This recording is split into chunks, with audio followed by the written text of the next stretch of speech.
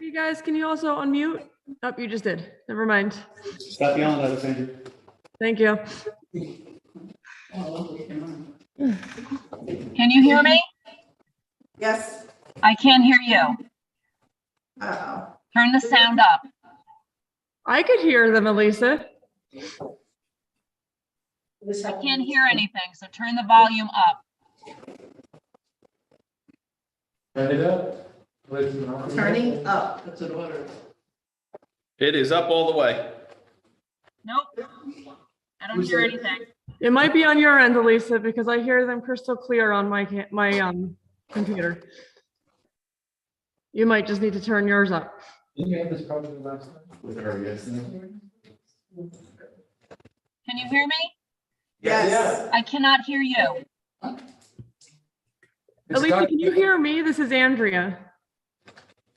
Hello. So everyone seems to be able to hear. I'm gonna call Elisa, guys. I'm on the phone with her now, All Andrea. right, never mind. It has to be on her end, You right? can hear. Okay, great. Done? Okay, so can everyone hear? What? Thanks very much. Yes. All right. This is our Laws and Rules Committee meeting. We are going to call it to order. It is 6:37 p.m. We have Alderman Scott Childress, Alderwoman Hill, Alderman Michael Oliveri, Alderman Carl Frankel, myself, Rita Worthington, Chair, Corp Counsel is here, Barbara Graves Paula, and Assistant Corp Counsel, Marissa Hanson is here. We also have in attendance, Council President Andrea Shell, and I see Julie Noble space on the screen. Elisa Tinti is also here, our clerk. So we're going to go ahead and open up the meeting. Everyone have their agenda. Start with, our first item is the Environmental Bond Act. And Julie, there you are. There you are. You want to go ahead and talk to us? Sure. Thanks so much. Just so you know, the camera is oriented so I can only see half the table, which means everyone else can only see half the table also. Just, I don't know if that matters to you all. You can adjust it manually on the Yeah. thing there. Yeah, move that over. Which way? Is that better? Or should we go the other way? Keep going. Good. Keep going. Good. How's my hair? There. That's better. Okay, good. Thanks. Thank you. Sure. Okay, so this agenda item is to present to you the request to adopt the resolution by the Common Council in support of the Clean Water, Clean Air, Green Jobs Environmental Bond Act of 2022. So in earlier this year in April, the governor approved the addition of the Bond Act, which would authorize $4.2 billion to bonds to finance critical environmental restoration, clean water, and infrastructure projects across New York State. This will show up on November 8th or in early voting on the back of the ballot as Proposition 1, and everyone will have an opportunity to vote on it. But what I'm requesting tonight is an authorization from the council to support this passage. How does it specifically impact Kingston? This bond act will set aside this funding for a number of different initiatives that directly would impact us, including clean water, reducing flood risk, natural resource restoration, open space preservation, and other climate change initiatives. And particularly for the city of Kingston, what's poignant about this is that this Environmental Bond Act, and there have been bond acts in the past, but this one in particular, specifically sets aside 35% of the funding to go to disadvantaged communities, of which the city of Kingston is eligible. So it certainly can have the potential to have a big impact on funding that could come our way. And ultimately it is a referendum by the voters. So hopefully, I'm requesting that the council support this, and that would demonstrate to the community that the city, that the council is behind this act. Okay, any questions for Julie? Anyone? Comments or questions? Comments, Okay. questions? So by way of comment, I just say that I'm saying it because it's so obvious that we need to support this. I think the city of Kingston has established leadership position vis-a-vis climate change, not only in the state, but in the country, and which creates almost a duty on our part to support this kind of really forward-thinking initiative. So thank you, Julie, for your great stewardship of this matter, and if I can vote for this twice, I will. Anyone else? Yes. Barbara Hill, Alderwoman. Yeah, thanks for putting this forward. I was really excited to see it on the ballot and making sure people know it's on there too. So, yeah, thank you.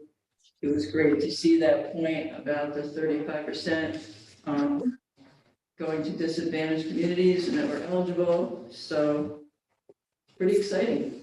Thank you. Anyone else? Comments, questions? Yeah, so thank you, Julie. It's certainly in line with our climate action plan, and make sure that all communities, environmental justice should be at the top of the list. So I'm in support as well. So can I get a motion? Motion by Barbara Hill, second, Carl Frankel. Gonna be a rough night. Any discussion? Nope, all in favor? Any opposers? Nope, and the ayes have it. Thank you. Thank you. And you're up again, Julie, the non-toxic landscape maintenance plan. Okay, so this is a little bit more complicated than the last agenda item. The city of Kingston currently does not have any legislation that restricts or prohibits or permits the way that we maintain our landscapes from the perspective of whether or not we use pesticides or herbicides or fungicides or anything like that in terms of chemicals.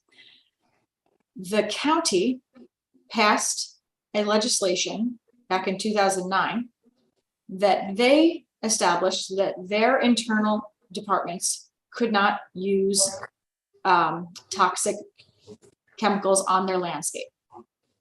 The resolution or the local law that they passed is this exact law.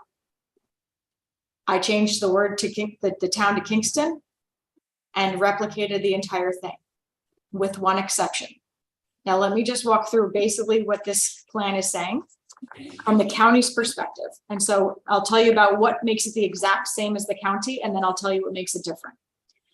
So basically, this local law establishes that on property owned and leased by the city of Kingston, so that would be our parks, any medians, any city, like any of our facilities, any of our buildings on the land that is maintained, that we would be using the least toxic method possible for maintenance. Now, that being said, we don't currently use toxic methods as a whole. So in discussions with both Department of Public Works and with Parks and Rec, there are not significant circumstances, if any, where we currently use significant amounts of toxic chemicals. Even things like poison ivy removal, we still do by hand. If we do have to address something that is more broad, like a large area of poison ivy or something else, we do make up a very low non-toxic chemical solution that we apply. However, that's not to say that that couldn't change on an instant, that the next superintendent of public works or director of recreation or administration could change their mind. So this is resolving that we would maintain as non-toxic as a landscape as possible. And of course, we want to do this for a lot of different reasons, for the health of the employees, for the health of our residents, for the health of the environment. we found that, or we were aware that the county had passed this same non-toxic landscape maintenance act, of which the exact language is from them. And we were happy with the way they laid it out. It basically lays out the definitions. It states that if the, if this, in this case, if the city is interested in using some kind of application, that it would need to be approved by the Northeast Organic Farmers Association or the Environmental Protection Agency. It goes through the legislative intent, so basically that it's in the best interest of the public health, all that. Now on the county's local law, it states that they would establish a separate non-toxic landscape maintenance advisory committee, which they have, that would review any possible waivers that were applied for by the city to say, hey, we have the circumstance, we want to do this. In this case, as opposed to establishing an entire another commission, we are proposing, our office is proposing that that commission would be the Conservation Advisory Council. I have met with the CAC multiple months in a row to discuss this. They have reviewed the language and they do agree to serving in that role. Beyond that, it does have, and this is consistent with the county, it does have exemptions. So the exemptions, which are on page 4, section 7, if you have it in front of you, does say that, you know, it goes through things like poison ivy is exempt, tick control is exempt, you know, pesticides that are in baits for the purpose of rodent control are exempt. So that we agree, we thought that we would be consistent by keeping those in. And then there's a discussion about like how the waiver process would happen. All of that is exactly consistent with the county's law, with the exception of I changed CAC for their advisory and I changed the word Ulster County to the city of Kingston. However, it goes beyond that. It goes beyond the counties in that this also suggests or includes the maintenance of sidewalks. Sidewalks, which are on people's individual properties, are, even though, so they are the cities in the city's right of way, and it is the homeowner's responsibility to maintain them. We are suggesting in this legislation, again, different from the county, they do not include this in theirs. We are suggesting that this should expand to include the maintenance of sidewalks, which means if someone is maintaining the sidewalk, which is in the public right of way, they should be doing so with non-toxic means. In the addition, since we added the addition of that, and so there's a section about how this would then be added into the sidewalk code part of our city code. We then added a non-compliance section. That was not in the counties because the counties only applies to their internal staff. Since this applies, that would then apply to municipal citizens on their sidewalks, we figured there needed to be a non-compliance fee. And so we suggested under section 6 that there would be a non-compliance fee if you did not do so. And that, I guess, is everything I want to present. I did speak with DPW and with Parks again about it and got their input on it.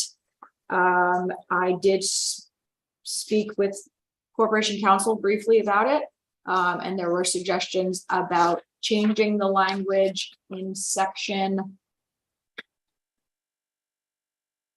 8.3, I believe, about which references that the CAC would have the authority to make a mayoral waiver, and that we would modify the language to say that with the mayor's permission, the CAC would have a waiver or make a waiver with the mayor's authorization, I guess. I don't actually have the language in front of me of what that should say, but we can discuss that and then I can change that. I can change that, but basically that's where this came from. I know that you were all sent a pretty lengthy email from legislator Erner with concerns about this waiver, about this act. At the time of that email, he seemingly was not aware that the county itself has this exact legislation. So he is now aware of that. But I guess that's where I'll stop, and I will then take questions from folks. Okay. So, all right, so the first thing I'm going, two questions. How do we propose to enforce this? And secondly, you said you talked to, did you say you talked to someone from the county about their legislation? No, you didn't, I mean, I'm wondering why they didn't have that, the language in there about the sidewalks for property owners. Well, I would say that this sidewalk idea didn't come up until I went to the Conservation Advisory Council, and there was actually a recommendation that it would apply to all private properties. And we thought that that might be a challenging legislation to pass. Very challenging. So, and really unenforceable. So then we negotiated or compromised to add in the sidewalk section. I have no idea why the county's doesn't involve sidewalks, probably because theirs is literally simply referencing their own operations. We are looking to take the step beyond our own operations and address sidewalks. You all could absolutely decide that you want to nix the entire sidewalk part of it and just replicate exactly what the county did and just have it apply to our own internal operations. I mean, that's your choice too. We just thought that if we were doing this and we were able to have any kind of influence on any additional property that would be city land, that sidewalks could be included. Yeah, okay. Yeah, I mean, I'm partially for this. I'm yes to no pesticides. The sidewalk issue I'm a little leery on with forcing property owners to comply, and then if they don't, they have to pay a fee. So that part I'm a little leery of, but I'm also concerned about how do we enforce this? It would be enforced the same way any other law is enforced. So it would, same way So it wouldn't be enforced. Would it be a sniff test? Yeah, there's, That might be before. I'm gonna come to Barbara. Yeah, I'm just finding that, I'm new to this, but the whole city sidewalk thing, people are overwhelmed by, the trees wrecking their sidewalks and then having, they're responsible for it. They gotta do the sidewalk clearing. Now they're gonna do, they have to use the correct pesticides. I guess, it's a great idea for the environment, but then there's have homeowners been asked about how they feel about this? So that's one thing. But other than that, I think it's great. Okay. Julie, right now I clear my sidewalk by going, when it's really bad, by going to Hannaford's and buying whatever they sell there and dumping it down and letting it melt. Is that going to be banned, or is that going to be within the ambit of an acceptable way to handle a sidewalk? It depends on what the product is. It's salty stuff, I think, but I don't know. I mean, the question about inconvenience arises when it means if they have to order from Gardner's Supply, we have a problem. If it doesn't change what conscientious citizens do, we don't have a problem. I'll have more than that to say about that in a moment. So it's really, what does this mean in terms of standard behaviors of citizens who are minding their sidewalks? And I don't know if you can enlighten me on that. Yeah, I mean, obviously it would be challenging. We did think about, is there a way to ban the use of, for instance, glyphosate, which is sold as things like Roundup. And that's not reasonable either, because even if we ban something in the city, people would go to Home Depot, which is outside of the city, and they could buy whatever they wanted. So it would, I'm not saying that it wouldn't be complicated. I'm saying that if we value if we want to take this as far as we can with public health and environmental health, this is something we could do. I'm not denying the fact that it would be hard to enforce. Frankly, it's hard to enforce the anti-idling law. But you know what? Lots of people are talking about anti-idling. And just the fact that lots of people are talking about it, to me, is important because it means that people recognize that idling is an issue. So this is also an educational concern, and it's going to be an educational issue just internally for our own staff. So I'm not denying the fact that it would be challenging to enforce or to even educate folks about it. But does that mean that we always shy away from things because they're challenging? I don't like to think so, but it's ultimately up to you all. Again, you could absolutely have me extract the sidewalk language and just adopt it as it is, and rubber stamp the county one. Either way. I'm gonna come to, let me get him and then I'll come back to you.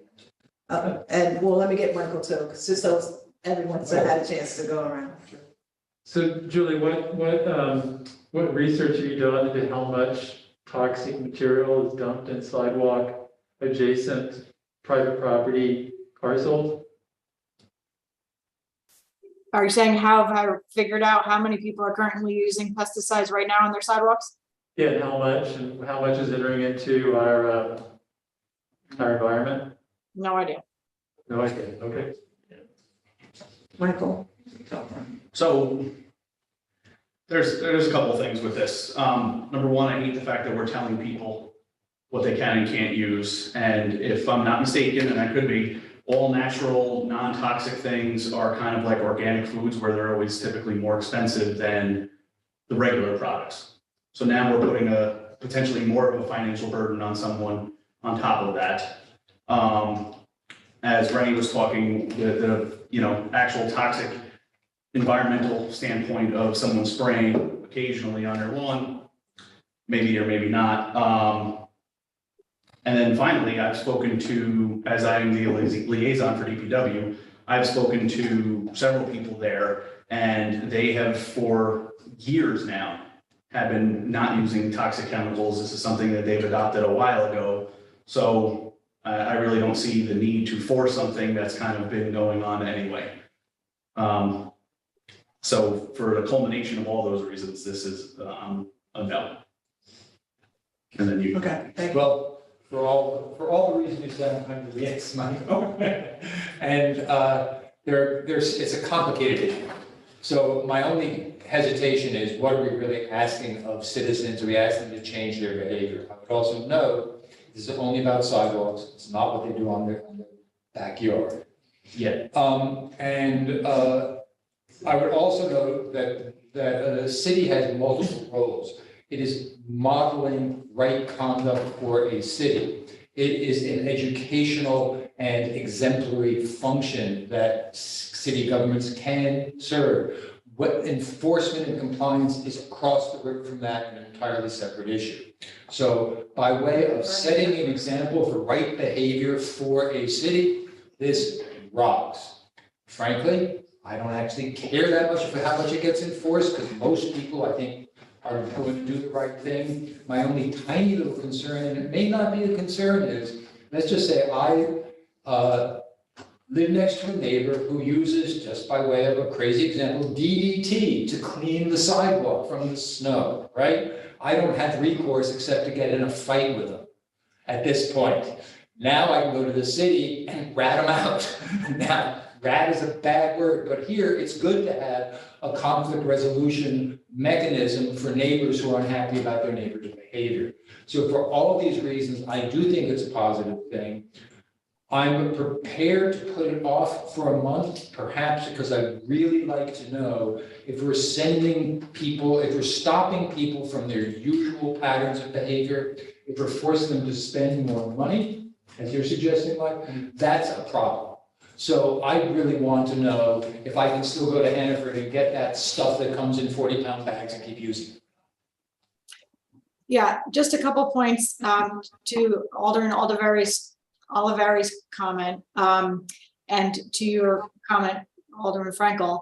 If the DPW has in fact not been using the toxic chemicals, which I've been told as well that they are not, and that they use non-toxic ones, then they've clearly found alternatives that are also not expensive. So I know that they make up compounds that are non-toxic, and they're clearly doing so cost effectively. So there are solutions, literally and figuratively, that can be certainly made or used that aren't something that isn't, an organic pesticide from Adams that costs twice as much.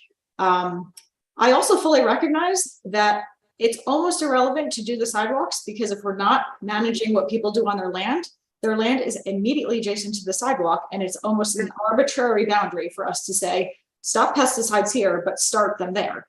And I, for one, know in my own neighborhood that I'm the only one on my street that doesn't treat their lawn. And so I also know that pesticides, like all forms of pollution, don't stop at municipal or property boundaries. So this is one small solution, as Alderman Frankel said, to communicate with the public that maybe this is not the greatest option. I also don't think it would actually be enforced, just like I don't think anyone's enforcing the anti-idling law. But as I said, it gets the word out about it and educates people. I'm also fine doing more research. If you want me to do more research about it, there's no way whatsoever that I could possibly figure out or ascertain how many people are using pesticides on their sidewalks. That's not a reasonable piece of data to try to collect. What I would like on. Excuse me. So I'm going to let everybody have a first round at this, okay? Okay, sure. Ready? Well, Ready I to, think well, we're- Andrea has her hand up. Question more into discussion, so I'm wondering if we should.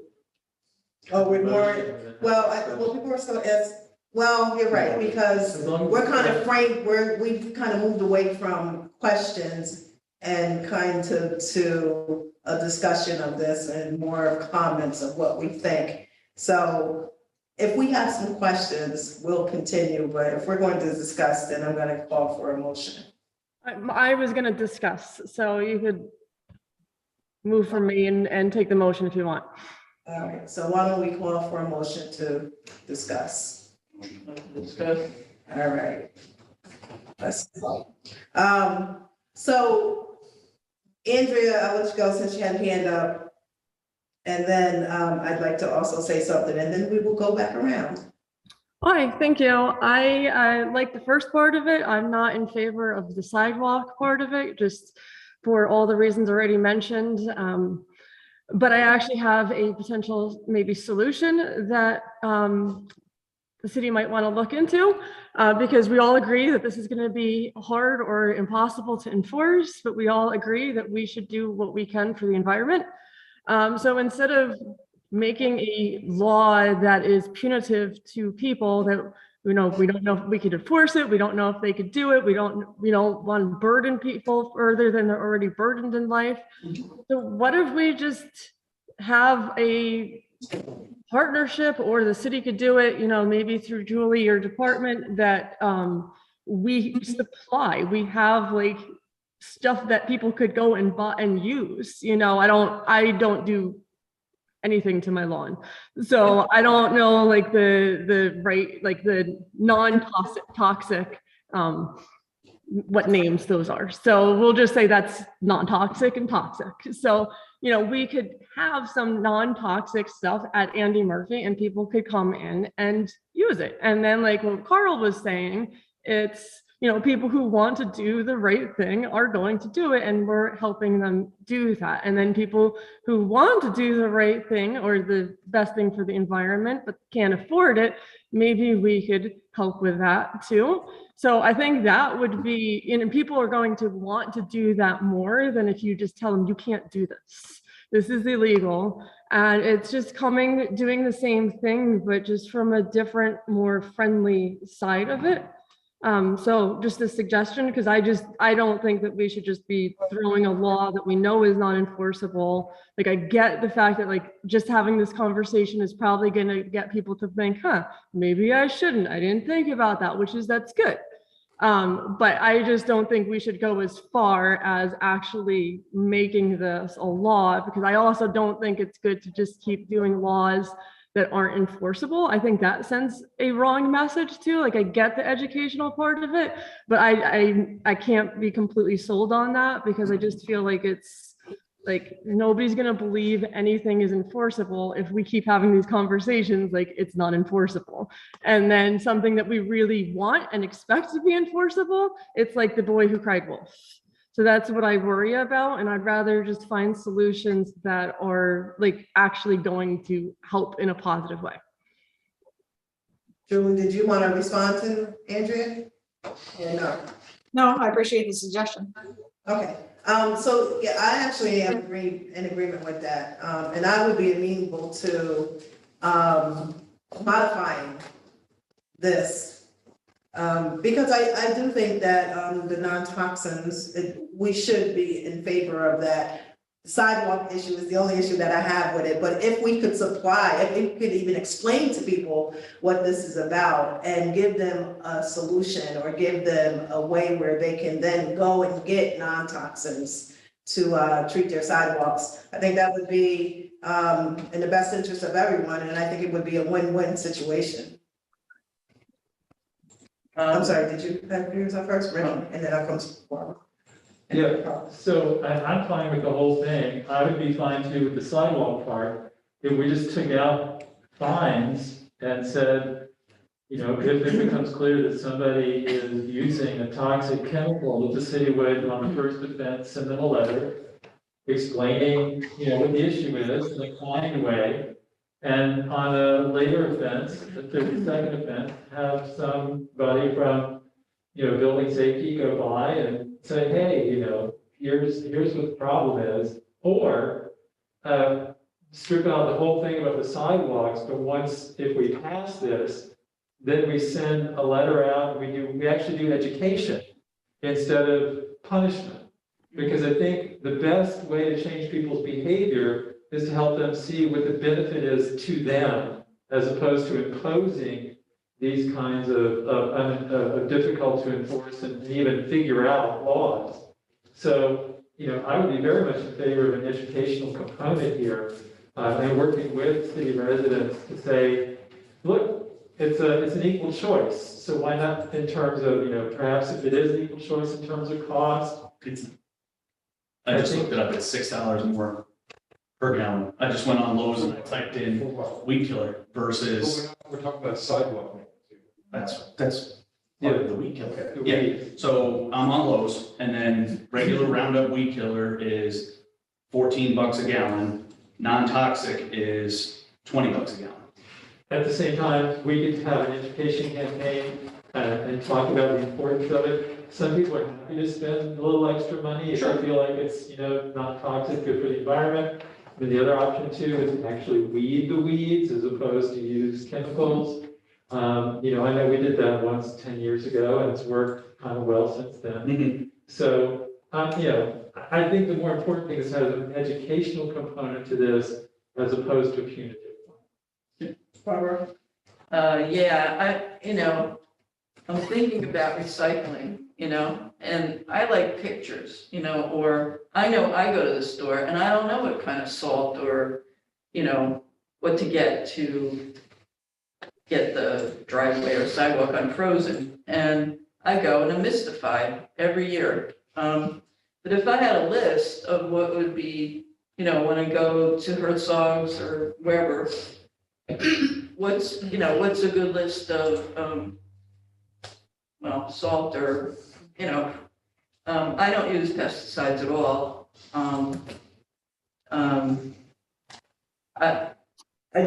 I would just like, you know, I refer to my recycling, pictures of what number is what, and can it go in the bin and not, and that helps me to be more compliant, you know? So it is, I think, education, but I'm like a little nervous about passing this part of the city sidewalks right now. Carl? My question is, totally lost my train of thought. Sorry, guys, I'll come back. Okay, Michael? So again, I want to start by, I'm not saying I'm against doing things that are better for the environment. My thing is forcing people to do something. We're taking away essentially free will, and in a time where inflation is incredibly high, $6 is $6. And, I agree with Rennie with the educational aspect of it is, hey, let's educate people and say, this is why going organic or non-toxic is better for the environment, is better this. So it's suggested that you go along with these, but to demand that people, fit into this box or you're gonna be fined, that, again, I'm a no, and especially because the people that I've spoken to at DPW are against it. So as their liaison, doubly against it. Did you remember? Yeah. I think if nobody interrupts, I'll say, the point here is that I think we can turn this into a positive. I hear what you're saying, Mark. And I think that it would be a great opportunity for the city. I don't know if it's financially feasible, but what would if we actually made various non-toxic things, as you're suggesting, Andrea, available, but not charge. Say, if you want something to deal with your sidewalk, we will supply it. We are getting it at a municipal rate, and we will pass it on to the citizens for them to use in an appropriate way. So instead of saying, you could even have a carrot and a stick, you could also say, if you use the wrong stuff, we fine you, but we're gonna give you stuff, we're gonna save you money to do it right. I don't know if this can fit into our budget or our plans. Are you, Ryan, Rennie shaking his head no, to forget about it? I'd be happy to do that, but I don't think It won't, so, cost wise. but could we do it on a cost, on a, not a markup basis, if we can't give it away? We could probably do That's that. still going to impact everyone's taxes. Because it still has to be paid for somehow. It's a lot cheaper than I'm buying it. Well, but then you're making people who don't have a yard pay for people who do have a yard. Well, and I could also seek a grant to cover it. So, You can seek a grant, she said. yeah, So it seems like, for the most part, everyone agrees about using non-toxins, not toxins, right? The sidewalk issue, we all seem to agree that we don't want to force people to do it. And/or we would like to come up with a better solution. So, I think we also did this with the anti-idling. We discussed it, we decided to make some changes in it and then came back to it and we passed it. I don't see any reason why we can't do the same with this. Maybe come up with some solutions to help people and to also add the educational piece in there as well, just much like we did with the anti-idling legislation. So I would be happy to kind of send this back and then revisit it. Or what if we just take out that one part, we pass the part that's completely like the counties? I'm good with that, and then we can work on the other part. To find out. And so what the options would that be an amendment then later? We could do the amendment right now, just take out section 6. Andrea? Yeah, well, that's what I was going to suggest, is because I think everybody agreed with the first part of it that mirrored the county. I mean, we don't have to amend it because you just write the committee report the way you want it. You don't have to, committee reports aren't in ink, even though they literally are, but you could break, so you just put the first part of it, and then you could table the second part of it. And then later on, decide what to do if you want to add that in. So you don't have to make an amendment now, you just write the committee report the way you want. All right, so legislation to prohibit the use of toxic pesticides and herbicides on municipal properties. Yeah. That sound good? Are we considering sidewalks municipal properties? Because I don't want there to be a little catch-22. It's municipal property, so It's consistent with existing county policy, right? Because the first change that Julie made was to identify the responsible entity, right? And the second change was the sidewalk, so just keep it consistent with the county. Consistent legislation to prohibit the use of toxic pesticides and herbicides on municipal property, consistent and Consistent with Ulster County's current policy. Julie, does that get, okay? Yes, yep. Because I can't just take, like, we can't just sit here and take out one clause. Sidewalks are written throughout the whole thing. So, okay. But if that's what's approved, then you can go back and fine tune. yes, yep, yes. All right, very good. So let me just read it one more time. Legislation to prohibit the use of toxic pesticides and herbicides on municipal property consistent with Ulster County's current policy. Sound all right? And I'm going to cross out sidewalks in the city of Kingston. All right, so can I get a motion? Motion by Barbara Hill, seconded. For changing it? This is for what I just read. All right, so do I need to do two motions to change it? You don't need to motion, I was just unclear because I thought we'd already. you don't need to make a motion to change it. You're debating and writing your committee report. So you just Right, vote and on so that. we're voting on this now. We're taking the vote on this now, yes? Yeah. Okay, Exciting. all right, so. Just so I understand, you're basically just stripping sidewalk out of the legislation. Yes. That's basically. Exactly. All right. And there Okay, was one small change Julie already mentioned that just was the approval of the mayor for the extension of a waiver as, I think, upon recommendation of the CAC, or no, Yeah. whatever it is, it's just signaling that the mayor has authority to continue, not transferring authority from the mayor to anyone else. So we already discussed that change. Yep. all right. So. A motion to accept the legislation that I just read. Carl, Motion, yeah. all right, and Michael, all right, all in favor? You want? I know. Okay, there you have it. Thank you, Julie. Thank you so much. Have a good night. You as well. Good. Good. So it's basically 17, 19. Okay. All right, next on the agenda is the revised code of disorderly conduct, and court counsel is going to talk to us about that.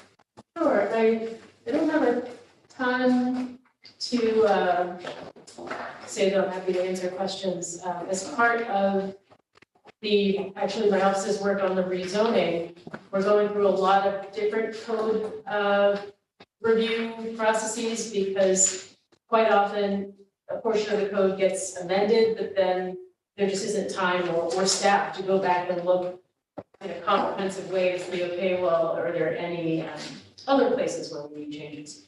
So as we were going through looking at one area, we started to look a little bit more closely at the current disorderly conduct provision in our code. And quite honestly, I've never taken time to look at it, and it sort of surprised me to see that things like being unemployed within municipal boundaries was potentially disorderly conduct. A number of things that you can tell over time, a lot of times laws are very old and you just stop using them, which is the real truth here, that nobody has been issuing code violations for begging, or, some of the other sort of antiquated terms in there.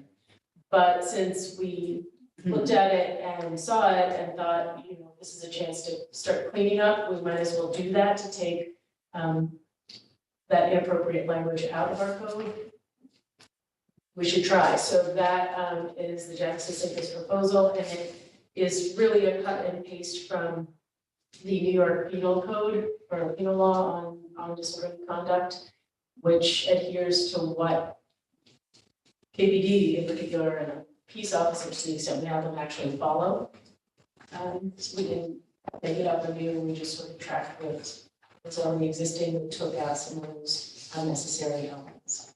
So would this be in conjunction with what KPD would do, or would this be in addition So to? this is civil, and Marissa, who's here, actually covers our city court code violations, so there, when there are civil penalties assessed instead of, say, the DA's office pursuing something. Sometimes there are joint charges, and she can talk about that a little bit, but open container in our park or something, that would be a civil code violation that technically my office handles.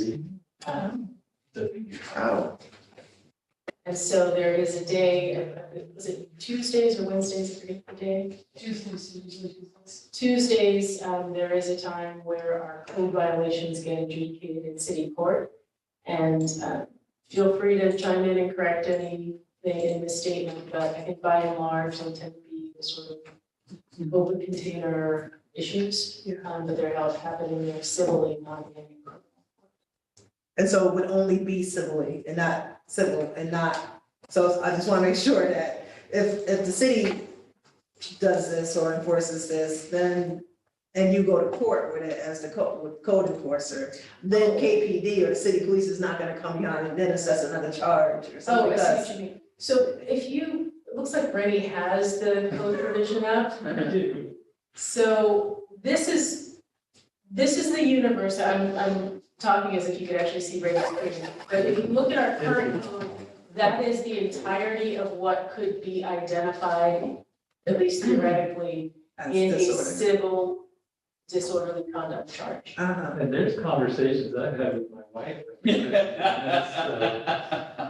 So, but to Rita's point, there are for certain activities overlapping charges, that might not be the technical term for it. Marissa, I think you were talking the other day about it, it's an official term where there are charges that the DA's office has, and we'll be pursuing and separate charges under our code. But I'm really just focused on making sure that our code defines disorderly conduct in a reasonable and constitutionally sound way. Okay, Yeah, it's 751 words long. yes, I think it's very understandable the way it's laid out. Now I see it a way to address when I ask someone not to idle, their behavior is, I almost got run over asking someone not to idle right outside the building by a lavatory guy. So is that civil, or who do I call? Just for example, Sounds uncivil. Yeah. it's uncivil, but. You should let him run you over, then you can get him in jail. really. Exactly, fabulous. So Thank you for the suggestion. this is kind of a separate issue, but Okay. in our code, there can be civil violations issued by our KPD or by our peace officers. There are a number of places in the code that identify peace officers by title. But, I think the core question that Rita was asking was about, if we move forward with this, does this mean that now someone's going to end up in criminal court? No. right, This simply replaces what would happen civilly with reasonable language. okay. Okay, any other questions or comments? It's great. No, all right, I'll call for a motion. All right, ready, second. Any discussion? All right, all in favor to accept, to adopt the local law that replaces section 195-1 disorderly conduct of the city's administrative code with the following text, and if you, everyone, well, do I need to go through all 7 of these? Should I read You're these? legally required to, not for my sake. I'm good, unless you have to. We're reading them ourselves. Yeah, Yeah. okay. It's really for the people on. Oh, we have to read them for the. All right.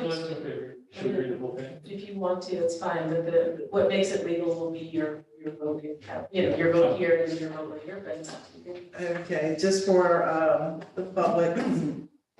Person is guilty of disorderly conduct when with intent to cause public inconvenience, annoy or alarm or recklessly creating a risk they, one, engage in fighting or in violent, tumultuous or threatening behavior, or make unreasonable noise, or in a public place use abusive or obscene language, or makes an obscene gesture, or without lawful authority, disturb and lawful assembly or meeting of persons, or obstruct vehicular or pedestrian traffic, or congregate with other persons in a public place, and refuses to comply with the lawful order of the police or a peace officer to disperse or create a hazardous or physically offensive condition by any act which serves no legitimate purpose.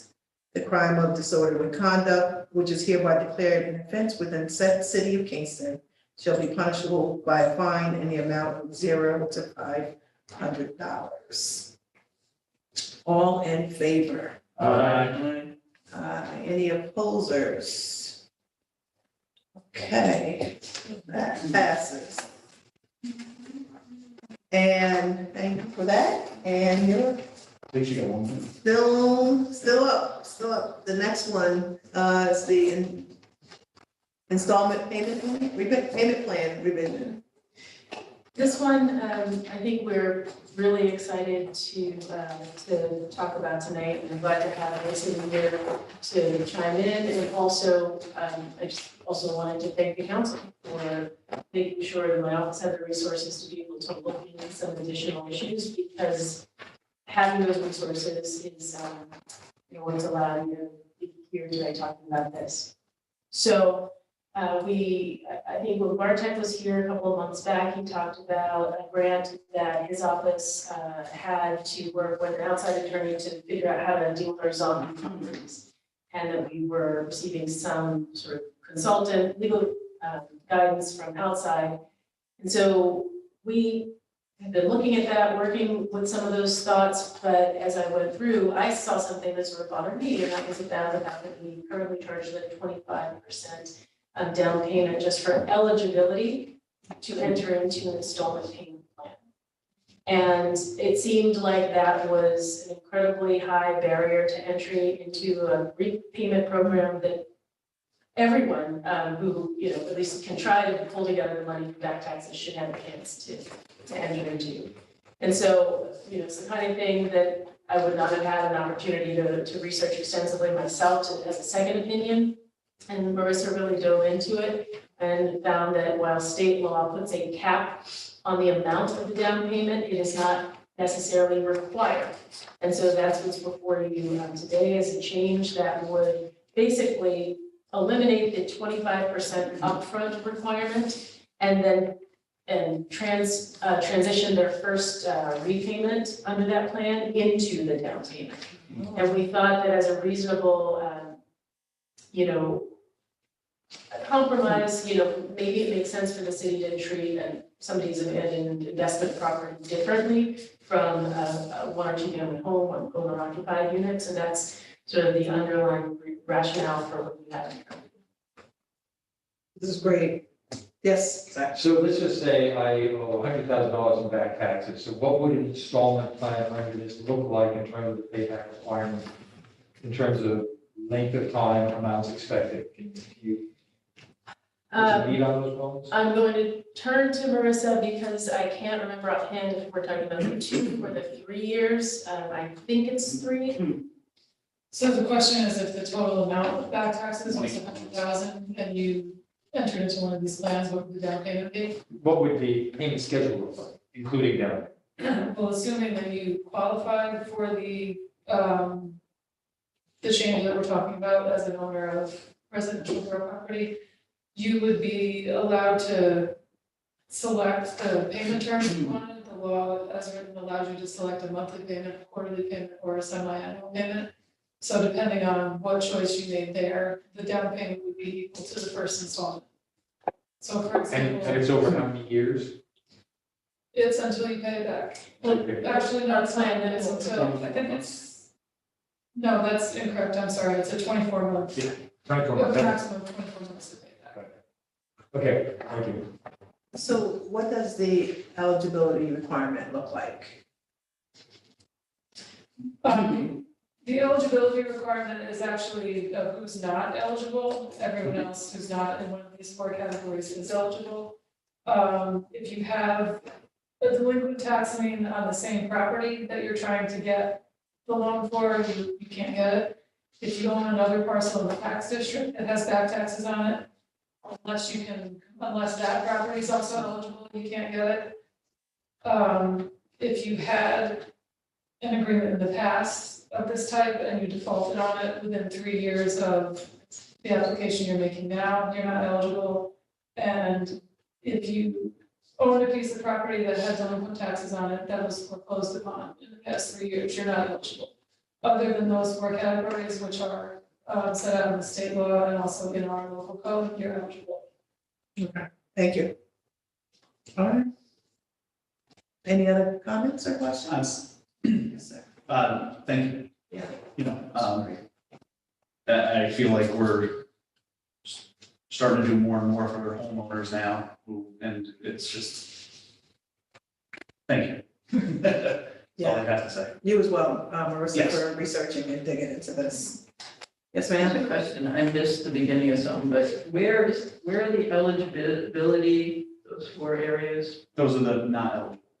Where are the not eligible ones? Is it listed somewhere or? It is much of, so again, correct me if I'm off, but our hands are tied as to a lot of these issues because of the way our state law governs the process, but we do have some flexibility in some areas, and so the down payment, the choice to have or not have a down payment is largely ours, except that if we had it, it couldn't exceed 25%. But the other criteria are state law driven criteria, even if they're equitable. Okay. Okay. Yep. So I'll call for a motion. Barry. Any discussion? All in favor? Aye. We have any opposers? Ayes have it. Thank you very much, Barbara. Thank And you, guys. Marissa, thank you very much. Thank you very much. Thank you. And welcome aboard. Oh, thanks. All right, and so our last agenda item is participation. I cannot speak tonight. That's my first resolution. Participation in the Ulster County Housing Smart Communities Initiative, and Alderwoman Hill is going to bring that to us tonight. Yeah, so, I've been on a few housing meetings in the county, and then this, program came up, and I was like, wow, we should jump in on this. We're already doing a lot of the, action steps that would, qualify us to get pretty high designation. Bartek was kind of gleeful about it when I said, hey, why don't we do this? I think only one community has jumped in on it so far. I think it's the Village of New Paltz, but I think everybody's trying to get their ducks in a row. So I worked with Bartek and the Kai Lord Farmer at the county level to spruce up their draft resolution and make it more relevant to the city of Kingston. So that's the resolution.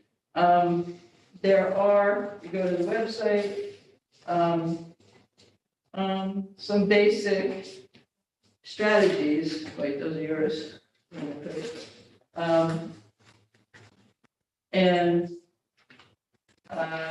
One is like establish a community outreach and educational campaign on the importance of developing a range of housing options. Create a municipal housing action plan. It depends, depending on where you are in the process, you can do that different times. Leverage existing housing stock, adopt short-term rental regulations, support development of accessory dwelling units, adopt existing real property tax laws, establish rent stabilization regulations, land use changes, upzoning and mandatory affordable housing, adopt an affordable housing overlay district. So there's a lot of these we're already doing. One, I think, criteria is to develop like a list. Oh, form a housing task force. So we passed the resolution. We have a housing smart community coordinator who would be Bartek. Form a housing task force. Bartek has started a Kingston Housing Coalition. I went to the first meeting and it's a great group. And you just get registered and then you can start incorporating or filling in your different housing smart actions. I think what mostly drew me to it is that, I'm new to the council and I'm a strategic planner and there's not really a list of things we're doing. I feel like we're passing initiatives and it's not part of a whole. So for me, it laid out some of the actions that you can do to address housing in your community. I believe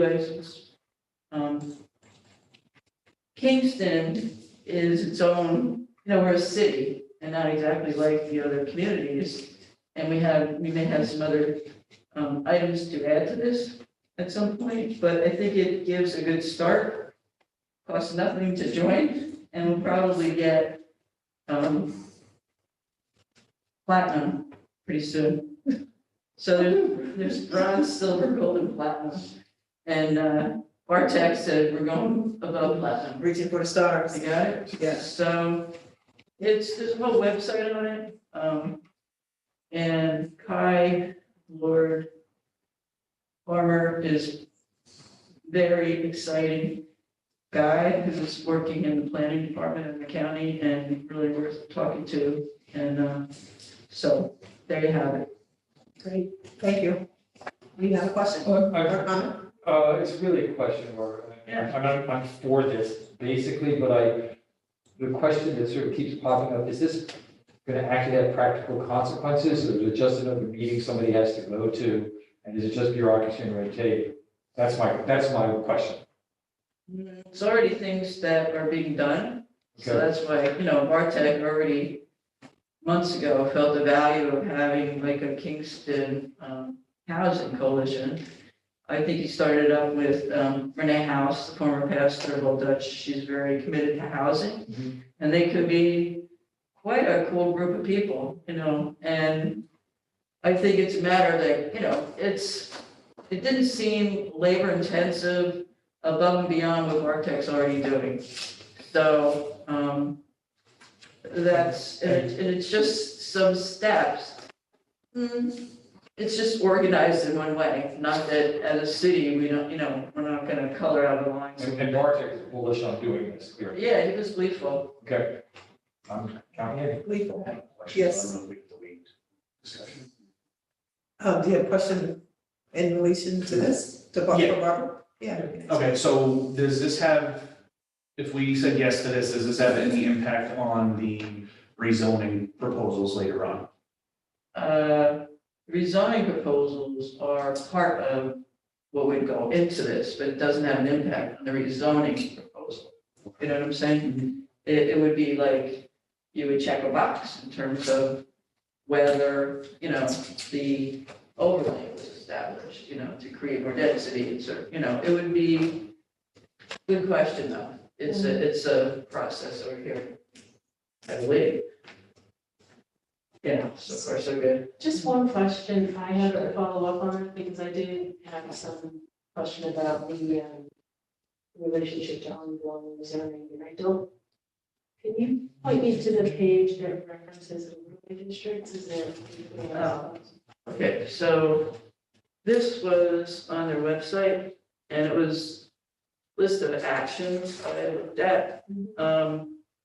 So it's more comprehensive than what's on their other basic action steps. So you don't have to, you don't have to go for these things. You just get certain points if it's something you did or approved. It's just like a little Okay, designation thing. because I heard you mention that, and then when I was looking at the whereas clauses on my phone, I didn't see it. My only recommendation would be that, to the extent there's a reference to whatever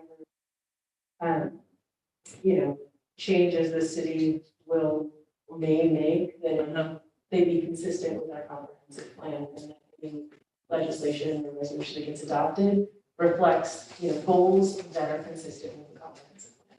Right, so what I did was I provided a copy of that plan to Kai and to Bartek, and that's the generic language in the resolution, not to go into the more, there's a sentence there that's longer than this, you know, supporting all levels of housing.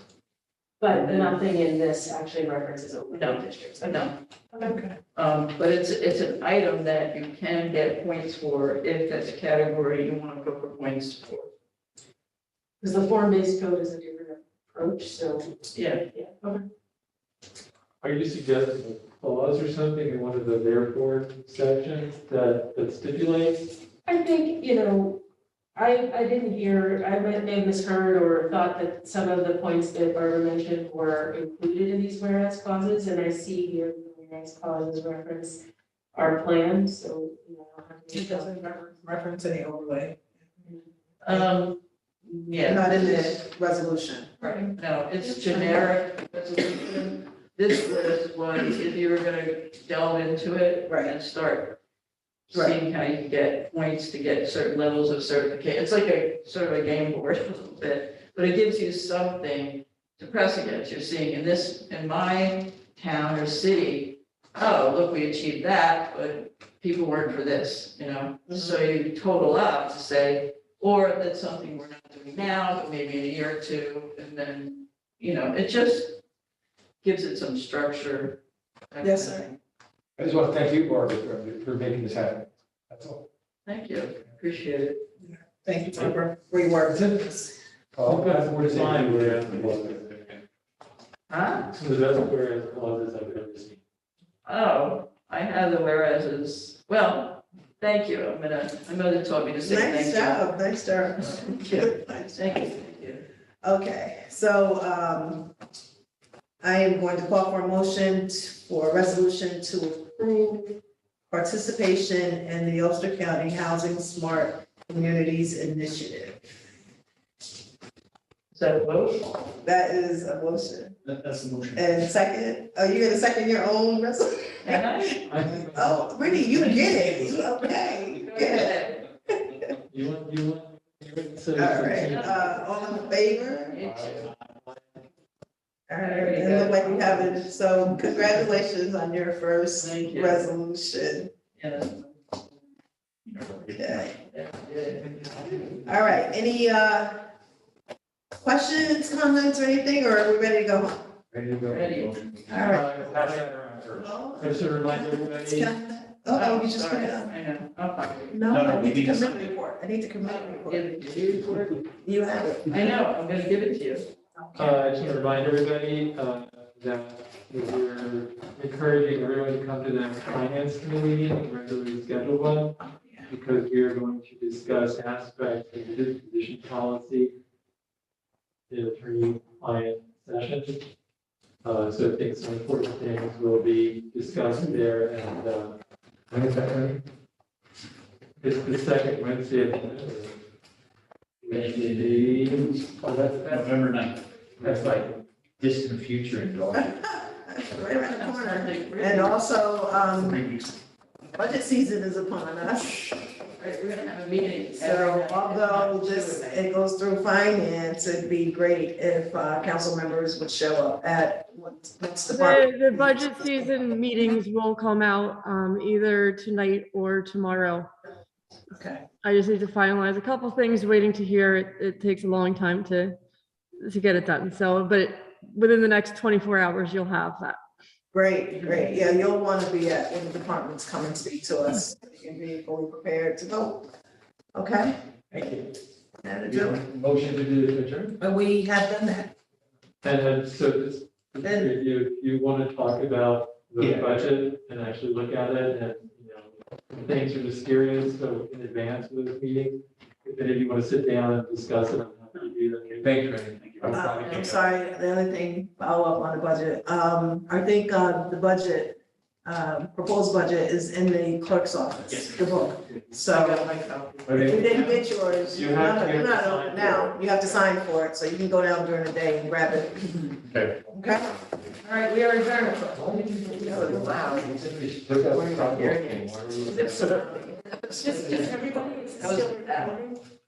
Oh, you know what, I thought that said Michael Matters, not municipal matters. No, I do. I know, it looks like this, Does Michael. Kanye have a shirt that says that?